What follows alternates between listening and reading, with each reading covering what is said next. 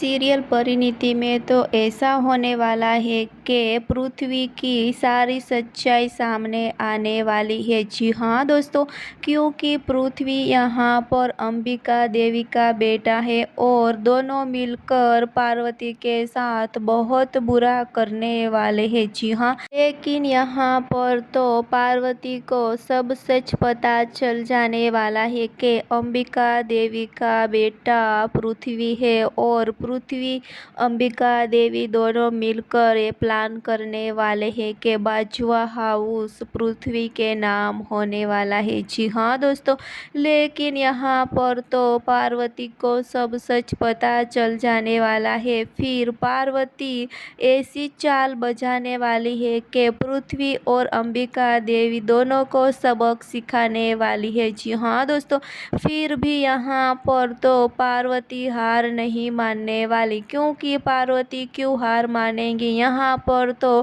पार्वती ही अंबिका देवी दोनों बाजवा हाउस अपने नाम करने वाले थे, लेकिन यहाँ पर तो नीति और गुरविंदर को पृथ्वी तीनों को सबक सिखाने वाली है पार्वती। जी हाँ दोस्तों, फिलहाल लिए बस इतना सा। आगे देखने के लिए जुड़े